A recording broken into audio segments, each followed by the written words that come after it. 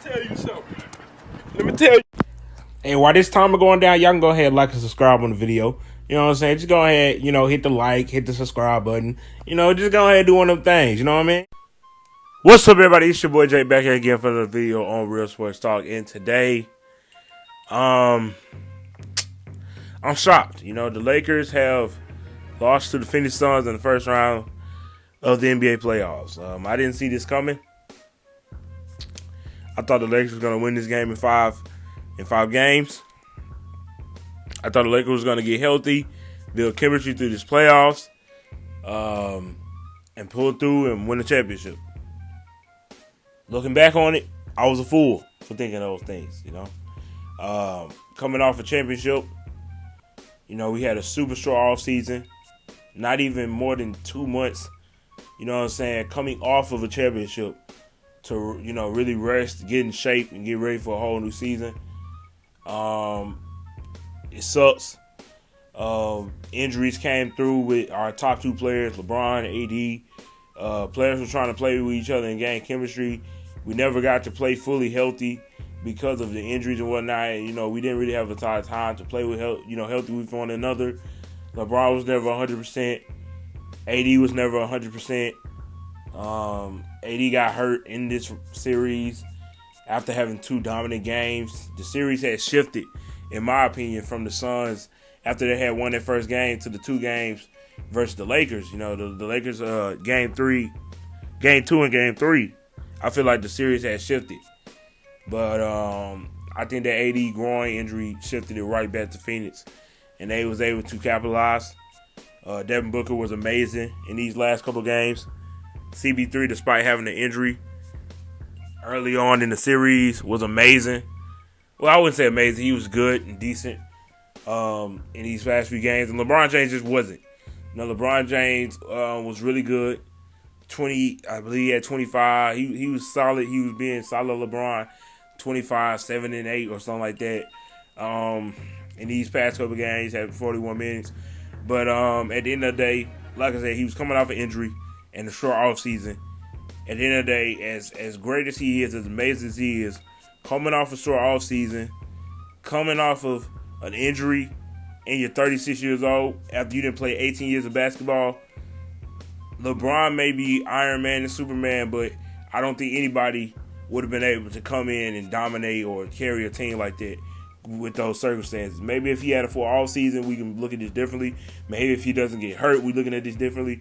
But considering the fact that he's in year 18, the fact that he is 36, the fact that he did have a short off season, and on top of that, he did, had to deal with injuries and AD getting hurt. I just kind of felt like LeBron was tired out, man. Like, LeBron's an older man. Like, he's an older guy. It's a reason why AD coming was so important to them winning the championship. It was a reason why AD playing the way he played in last year's finals and the playoffs was so important to them winning the championship. LeBron is not going to be able, in my opinion, to carry a team anymore. He's 36, going on 37 years old going into next season. Next season, LeBron's going to be 37 going into year 19 of the NBA. I think the days of him carrying teams is over with. And I'll be the first one to tell you, I'm one of the biggest LeBron fans. I think he's the GOAT. But at the end of the day, I think him carrying is over with. At this point, LeBron James is a guy who needs another star player alongside of him in order for him to win a championship. Now, do I think he can make the playoffs without a star player? Yes. But in this league, when you got big threes like Brooklyn, you got teams like the Bucks, you got teams like, all these top teams, Philly and all those guys, Utah shooting the lights out, Phoenix. I think LeBron nowadays needs that other guy that's going to be able to step in and dominate, in order for him to win a championship. And we saw that in 2019 with AD, because even though LeBron did get the MVP, AD was scoring majority of the points. It felt like he was scoring a lot of points. It felt like he was taking over the series. A lot of people thought AD should have won MVP. So I think LeBron is done with the carrying. Like 2018, LeBron was never going to come back in this season. Not with the circumstances he had to deal with. It just wasn't going to happen. I know a lot of people wanted it to happen. I was one of them. It wasn't happening. People thought we was going to get Game 6, 2012 LeBron. It's just not going to happen. He's 36 years old. You can't expect him to do something that he did, 8, 9 years ago? That's just not gonna happen. So I think LeBron definitely gonna need AD to be healthy. He's gonna need a full off season, and I'm glad he's getting the full off season going into year 19 because I believe he definitely still wants to win championships. And for him to be able to do that, him and AD needs a full off season, unlike last year, and they need to get healthy and be ready to go. But that's not my main point of this video.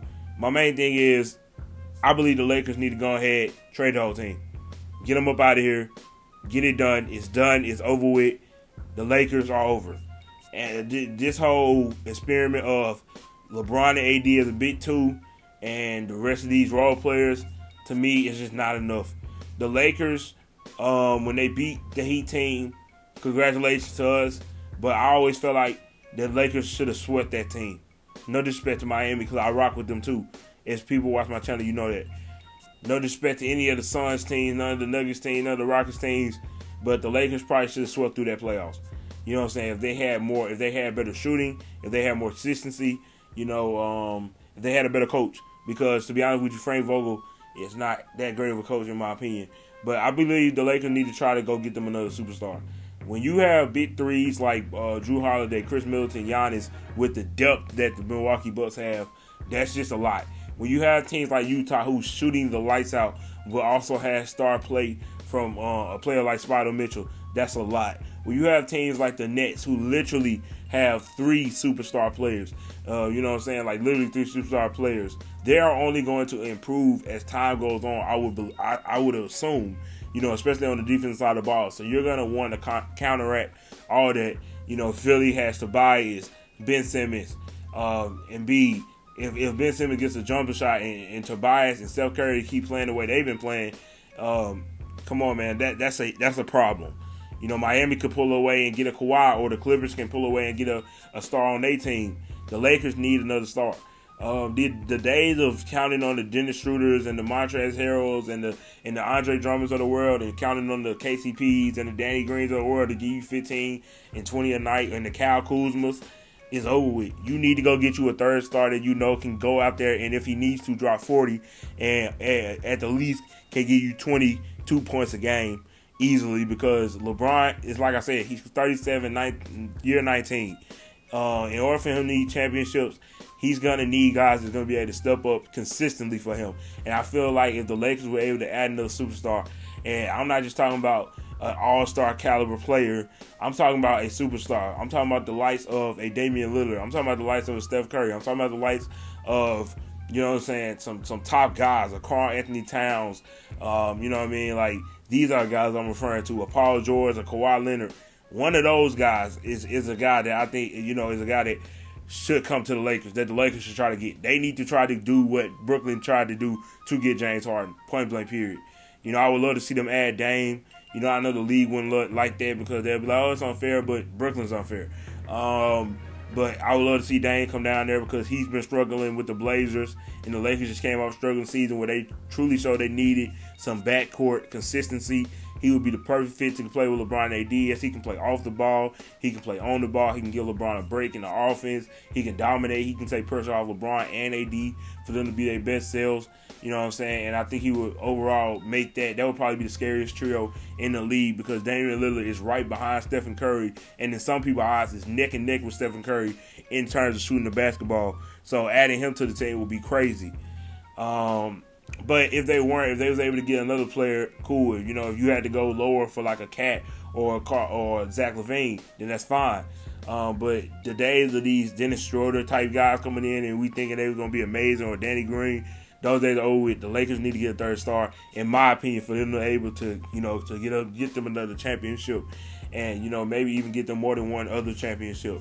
So that's how I feel about that aspect. Also, I think a new coach needs to come in. I like Frank Vogel, but I'm just going to be bluntly honest. He's not a great coach in my opinion. He's a good coach. He's a solid coach. You know what I mean? He played really good when you got Rondo, but offensively as a coach, he, to me, isn't that good. I think he relies a lot on LeBron James to initiate offense for him. And this is not just something that I'm making up.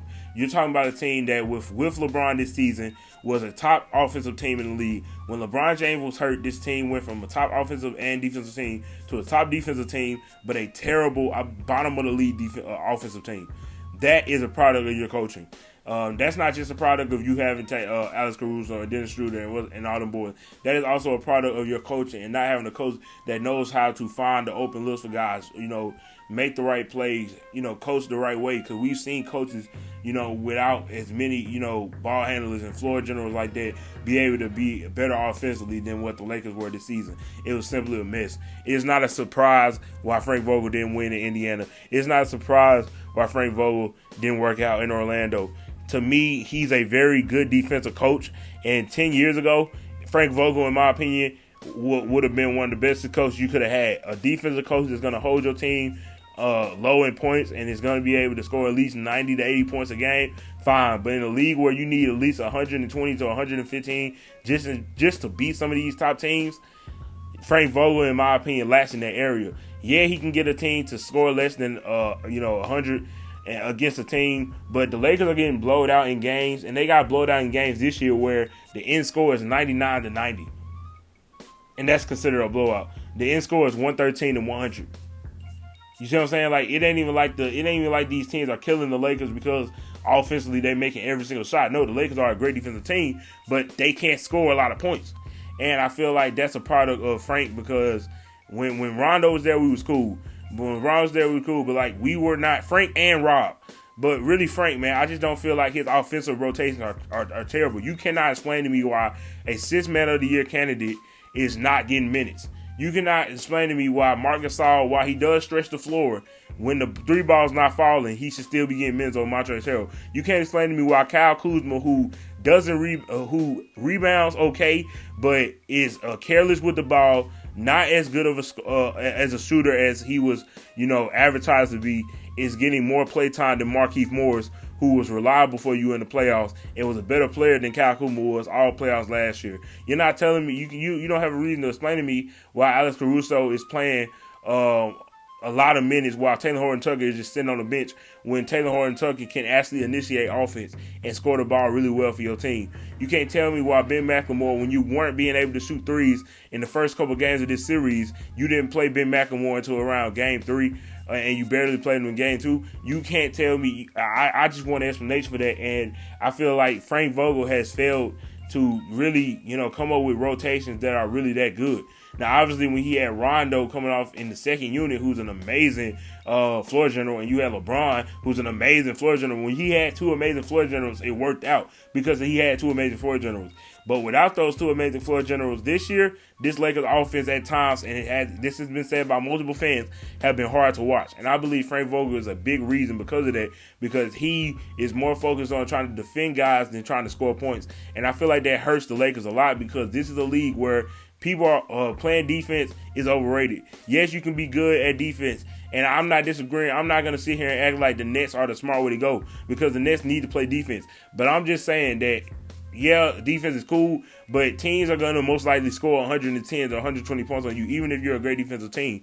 And on top of that, if you're spending so much energy on the defense side of the ball, on the offense side of the ball, you're not really going to have much, especially when you only have one real floor general on your team.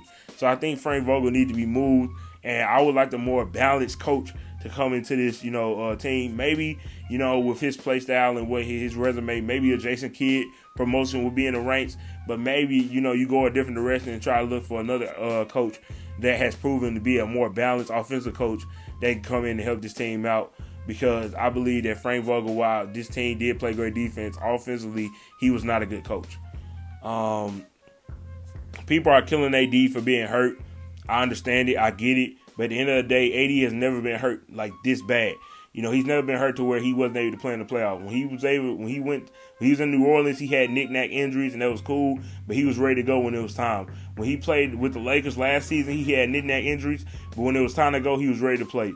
But this year I feel like it was a little different. Like I said, it was a short off season. He didn't have a lot of time to train, and he's not LeBron James.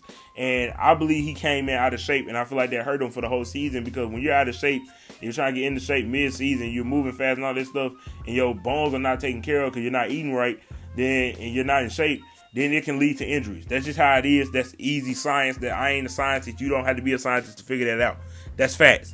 So I think definitely the Lakers need to definitely make sure that Anthony Davis gets in shape this year. AD needs to get in shape this year. He's going to get a full off season. He needs to come in shape. He needs to work on his conditioning. He needs to be ready to go this time around next season when it's time to get going and it's time to get ready to play, because AD, when he's healthy and he's being aggressive, in my opinion, is a top player in this game, and it's not even a discussion on that. We saw it last year in the bubble, and we saw it in those couple games, in games 2 and 3 versus Phoenix. He is a top player in this game. When he wants to be aggressive, he is healthy.